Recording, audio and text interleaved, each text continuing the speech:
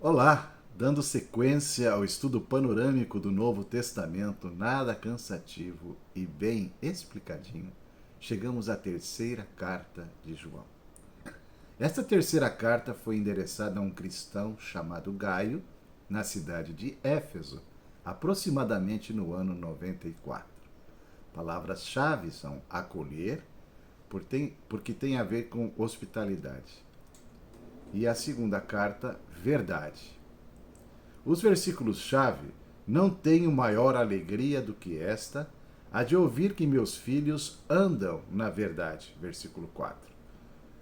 Portanto, devemos acolher esses irmãos para nos tornarmos cooperadores da verdade. Versículo 8. Ambos versículos trazem a palavra verdade e o versículo 8 traz a palavra acolher, porque diz respeito à importância da hospitalidade. É importante notar que quando João está usando essa palavra verdade, ela tem um significado, um objetivo principal de dizer da importância do objeto da nossa fé. Ou seja, verdade é tudo aquilo que nós cremos, ou seja, todos os ensinos trazidos pelos apóstolos. Esses ensinos representam a verdade. Justamente porque já naquela época falsos profetas, falsos mestres estavam introduzindo mentiras no meio da vida da igreja, até mesmo sobre a pessoa do Senhor Jesus, quem era o Senhor Jesus. Ou seja, de alguma forma tentando denegrir ou negar a encarnação do Senhor Jesus, que ele não tem, de fato, não veio em carne, porque para alguns falsos profetas e falsos mestres cristãos, eles tinham um gnosticismo misturado na sua doutrina, cujo conceito é de que a matéria é má, portanto Jesus não poderia ter assumido um corpo. Então, quando João usa a palavra verdade, é justamente a defesa da fé.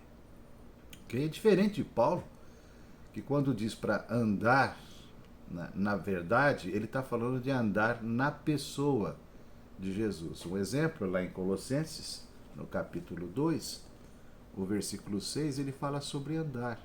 E diz assim: ora, como recebestes Cristo Jesus, o Senhor, assim andai nele. Então, andar no próprio Senhor. E, na verdade, Jesus, o Senhor, é a verdade. Quando Pilatos estava interrogando o Senhor Jesus, naquele momento do julgamento, ele perguntou para ele: o que é a verdade? E Pilatos não podia ver que a verdade estava diante dele, como uma pessoa, a pessoa do Senhor.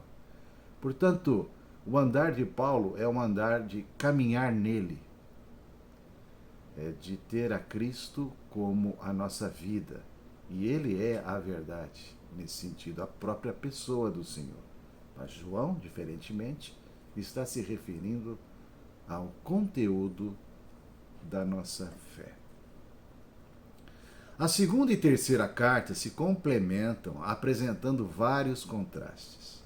Segunda João exorta a respeito de não receber pessoas que propagam heresias. Terceira João incentiva a hospitalidade para com aqueles que pregam a verdade. Segunda João diz que não devemos nos tornar cúmplices da mentira. Terceira João declara que precisamos nos tornar cooperadores da verdade. Segunda João foi escrita a uma mulher que poderia ser explorada pelos falsos profetas por sua generosidade. Terceira João foi escrita a um homem que deveria se posicionar a favor da verdade e contra quem se recusa a receber os servos de Deus. Segunda João adverte sobre problemas com os que vêm de fora. Terceira João alerta sobre os problemas com os que são de dentro da igreja. Segunda João censura uma igreja que se abria excessivamente. Terceira João repreende uma igreja que se fechava demasiadamente.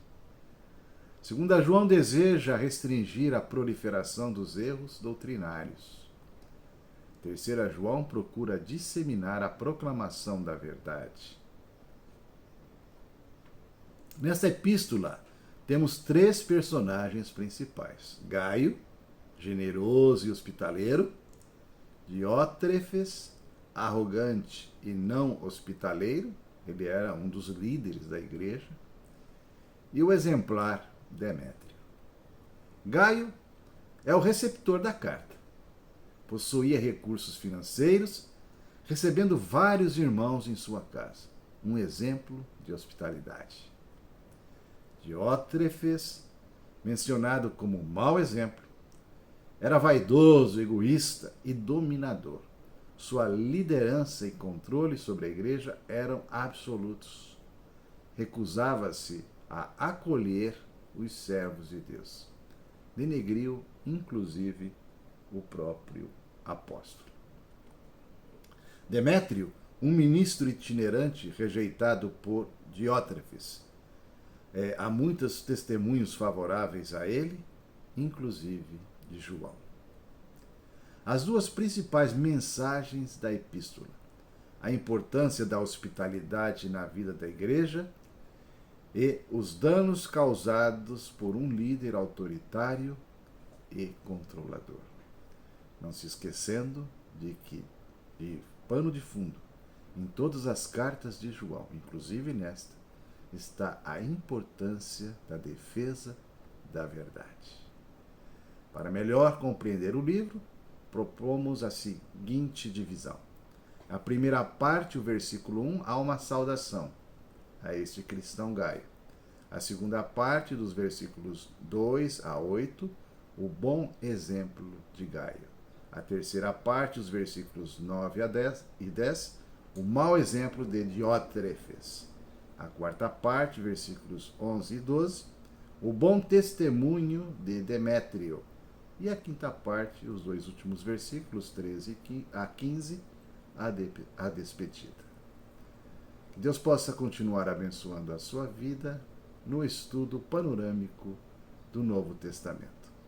Até a nossa próxima carta, que é a carta de Judas.